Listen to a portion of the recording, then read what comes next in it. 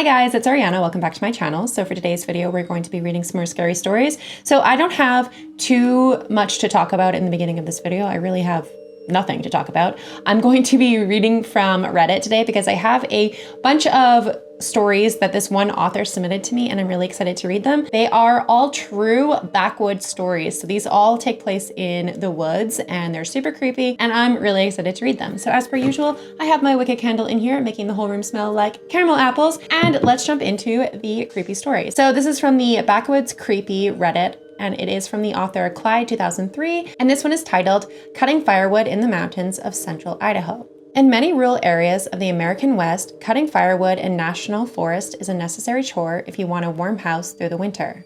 Our home in mountainous central Idaho was no exception.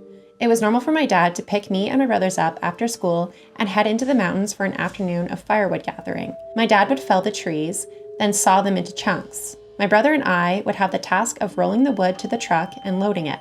We would continue this assembly line process until we had truckloads of wood, usually before nightfall.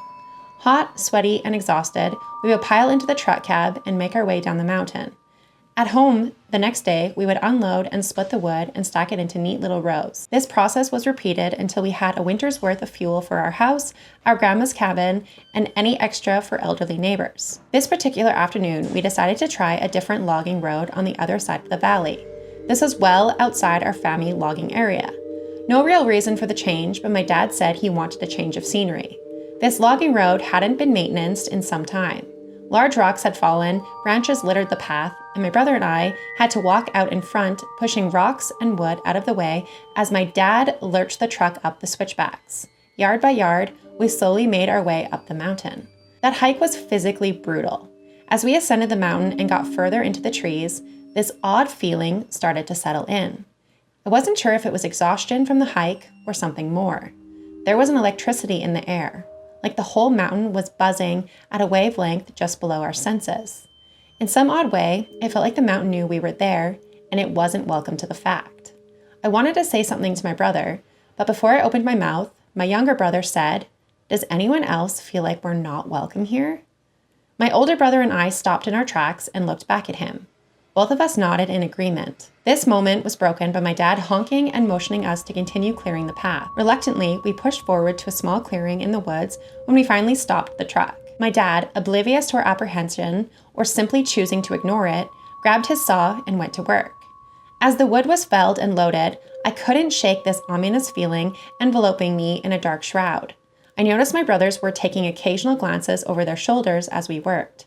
Everyone, but my dad, it seemed, was on edge. The sun nestled down in the trees and twilight began to set in. As the light drained from the sky, my anxiety only intensified. It wasn't until my dad unexpectedly told us to load up that wave of relief flooded over me. I could see the tension in my brothers melt away. The truck wasn't fully loaded either, an oddity. Getting a half load was a waste, according to my dad. We would sometimes work into the dark just to make sure the truck was full, but tonight, he seemed eager to head home. With everything loaded, we started down the road. Although dead tired, everyone seemed to be in much lighter mood. We were chatting and cracking jokes while trying to blow off steam from the afternoon. We were almost out of the tree line and into the valley desert. Going down the switchbacks, you want to be careful, especially with a load, even if it was a half load. Just then, a brown blur jumped from down the slope side of the switchback. "Shit," was the only word that came out of my dad's mouth as he slammed on his brakes. Loaded with wood and traveling downhill, there was no way to avoid smashing into the blur. The truck finally ground to a standstill, the four of us peering through the windshield. Nobody was saying a word at this point. Illuminated by the yellow glow of our headlights was a crumpled body of a deer. Grumbling and cursing the deer's existence, my dad exited the truck to investigate. Doing as they were told, my brother stayed put in the truck. I didn't listen, following close behind my dad. The truck was fine. We hadn't been traveling fast when we smacked the deer. There was just some hair and blood in the grill guard. Hitting a deer really wasn't that unusual. The mountains were full of them. What was unusual was that the deer dropped very quickly. At faster speeds, deer could still be upright and sprinting away and die in the woods after a collision. The last burst of an adrenaline dump. This one fell over like a rag doll. Before even approaching the carcass, a deep, foul smell hit us. Deer smell bad when they're alive, but this was a whole other level of gross. It was the smell of decay and rot. My stomach began to turn as we got closer. My nostrils were burning. Coming up on the deer, it was clearly dead. Really, really dead. The stench was so overwhelming, my eyes were watering. The body was a true horror scene. The deer's eyes were gone, replaced with sunken, hollow holes, as if to overcompensate for their absence. The tongue was swollen and black. It could not be contained and hung out of the side of its mouth. The underbelly was split open, entrails and an offal spilled into the dirt. In the dim headlights, it looked as though the deer's fur and viscera were moving, wiggling almost. Holding my breath, I bent down for a closer look, and my heart stopped. The deer, inside and out, was covered in maggots. It was dead, all right, but our truck didn't kill it. Clearly, it had been dead for days, if not weeks. I backed away retching. The electricity anxiety came screaming back. My dad was always the quiet, stoic type, but right now, even in the dim headlights of the truck, I could see the abject horror on his face. His gaze wasn't on the deer, but focused down the mountain. Poorly masking the fear in his voice, he told me to firmly walk back to the truck and get inside. I obeyed without objection. As I grabbed the door handle, a loud shriek came out from the trees. Branches were shattering and breaking. Something was headed up the slope toward us. I slammed my door closed just as my dad reached the truck. Before his door was shut, he pressed on the accelerator. The truck launched forward, sending us over the deer carcass and racing down the hill. With mine and my brother yelling, it was hard to tell if the shrieking was following. Our truck popped out of the tree line and into the desert sagebush. Once out of the woods, everything quieted down. We were left with only the rumble of the engine and wind through a half-open window. Pulling onto our property, the truck came to a stop. We sat in silence. No one moved to leave the truck. Everyone started talking at once. We all had questions. What was the screaming? How does a dead deer jump uphill in front of the truck? There was no way our truck killed it. Dad just shook his head and motioned for us to quiet down. The deer was dead when we hit it. It didn't jump out in front of us. It was thrown. He explained that all day up on the mountain, he had felt uneasy.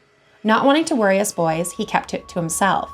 He described it like walking into a stranger's living room while they were asleep upstairs. The feeling never left him, and as twilight came, he happened to catch a shadow in the corner of his eye.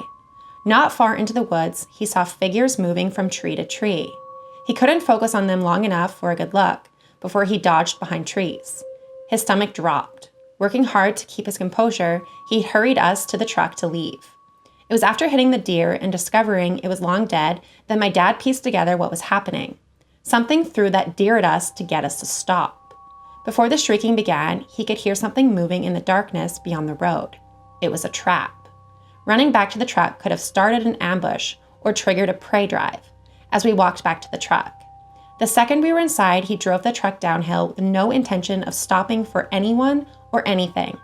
That feeling of electricity didn't disappear until we hit the country highway.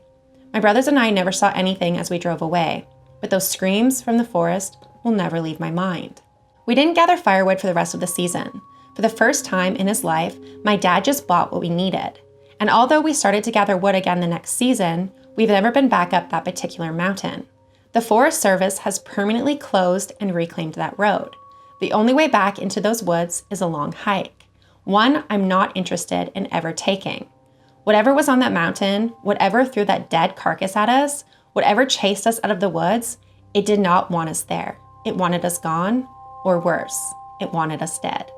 So that was a really, really good story, really, really creepy. But I do think that besides the electricity and like anxiety feeling in the air, because that could be supernatural, I kind of feel like that's like a mountain lion or something. It's something that is up in the trees.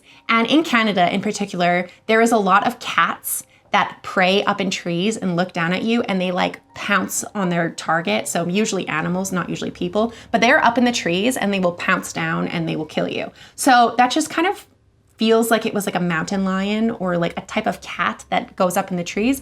But at the same time, they don't usually throw dead carcasses at you. And I don't even know if a mountain lion could really throw a deer carcass at you. So that's where the story kind of takes like an interesting turn, where I'm not entirely sure if it's a cat, but it kind of seems like it's a cat. Now, I live in Canada and I'm very familiar with the animals that are in this area. I live in the Rocky Mountains, so I'm very familiar with a lot of wild animals that are prey driven, that are very dangerous, but this seems strange. And I also feel like it might be a cat because of the screaming. Cats do make that type of screaming noise, especially when they're like stalking prey. So I don't know if that one is really, really supernatural or if it was a cat, but there is like little bits of hints of it being supernatural, but at the same time, you could probably debunk that by thinking it's like a wild animal. But at the same time, I've never heard of a wild animal throwing a dead carcass at something. And usually they're not gonna let it decay. They're just gonna eat it. That's why I'm really confused about that story. It's really creepy. So thank you so much for allowing me to read your story. That one was really fucking weird. And the next one that I'm gonna read is not so much like a terrifying story, but a very interesting story.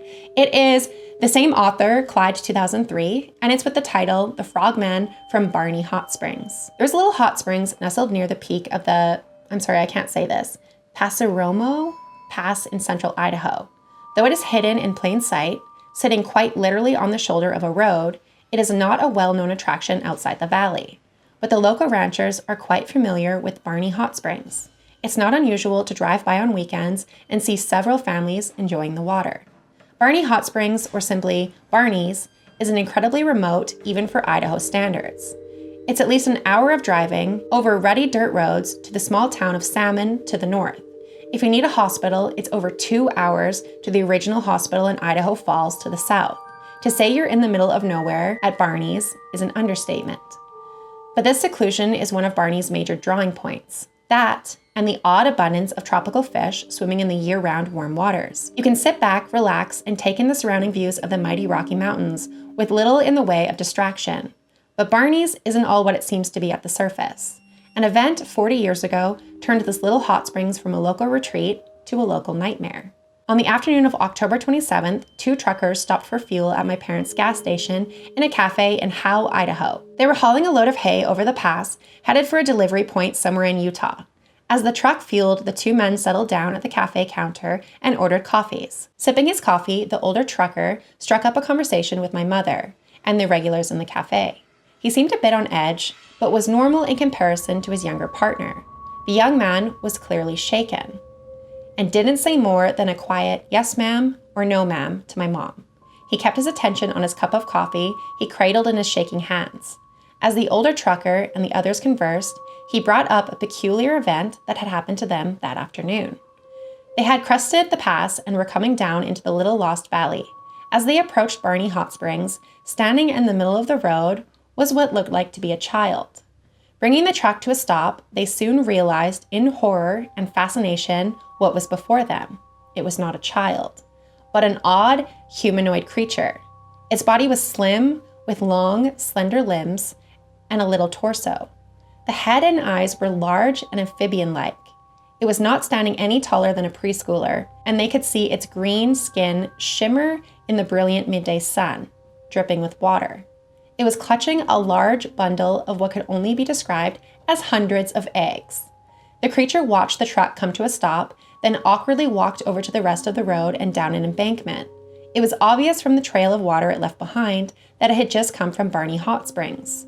On the other side of the road was a small stream hidden in dense willow bushes. No sooner had the creature disappeared, the 2 truckers were driving away as fast as their Cummins engine would take them. My mom and a few regulars at the cafe took in the man's story with silent, somber expressions and comforting head nods. This wasn't the first time strange things had been witnessed in the little lost valley. Of course, a frogman carrying his brood certainly was the most unique story that they had heard in a long time. The regulars told the trucker not to get too worked up over the incident, as it could have been the autumn sun playing tricks on their eyes. The reassurance seemed to calm the men, and they finished their coffees in a few quick gulps and headed out the door.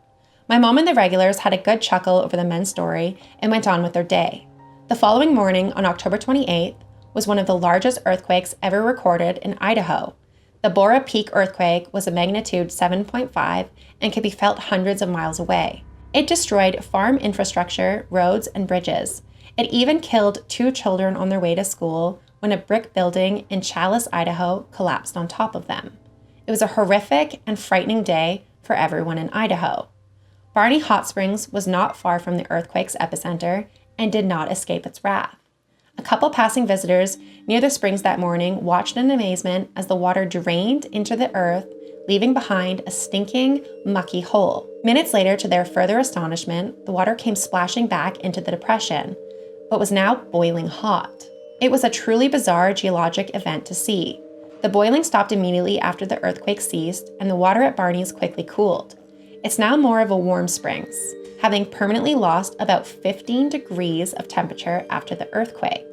The frogman has been seen a handful of times since the initial sighting, always near Barney's and almost always standing on the road. I like to think of the frogman as just a doting parent getting their babies out of harm's way before the earthquake struck and annihilated everything in the hot springs. Barney's Hot Springs is still a wildly popular spot for the locals. No one seems to be bothered by the idea of sharing the water with a little odd amphibian man and his family. Someone even reintroduced the tropical fish after the boiling incident killed all of them. It remains just one of the many weird stories to come out of the Lost River area in Idaho, where I grew up. And that's how the end of the story. So I found that one was to be not so much like terrifying as just really odd. Also, the mention of the 2 children that died during that earthquake on the way to school is just so horrific and terrible. And I'm so sorry. It breaks my heart to hear because that's just so tragic. And we have earthquakes in Alberta, but we don't have them to that magnitude. Not that I've ever experienced in my life. I've never actually experienced an earthquake. I know we've had them while I've been living here and alive, but they've been so far away from me that I've never actually experienced them. So thank God. That's why I live where the wind hurts my face in the wintertime, because we don't really have any of those tragic events happening here. We don't really have a whole lot of natural disasters besides like tornadoes. So I am thankful for that. But I found that to be a really interesting story. It was very strange. I don't know what I would do if I saw a frogman or a humanoid creature. Usually when you hear stories of like humanoid creatures, it's usually really, really scary and really creepy. Whereas that one was kind of a little bit more interesting and less terrifying and just more kind of creepy. I don't know what I would do if I saw an amphibian man just like walking on the side of the road. But I do think it was interesting that they noted that they think that the amphibian was just collecting its eggs to get away from the earthquake because it knew it was coming. It's too bad that the little creature couldn't speak English and warn people of the earthquake, because that could have saved lives. That was a very interesting story. So thank you so much for allowing me to read your stories. Those were all really great and really creepy. The first one was super creepy. Definitely more creepy than the second, but I did enjoy both of those, so thank you so much for sharing. If you guys made it to the end of this video, please leave me your favorite frog emoji. If you guys did enjoy this video, please give it a big thumbs up. Don't forget to hit the subscribe button down below for more content like this. If you guys are interested in sharing your own personal stories, creepy stories, let's not meet stories, or just weird stories in general, feel free to message me on Instagram or message me over email. All of my information is listed down below in a pinned comment, and all of these stories are going to be in my description box down below. If you guys are interested in following along, or if you guys are interested in going and checking out this author's other work, you can definitely follow the links and it'll take you to Reddit.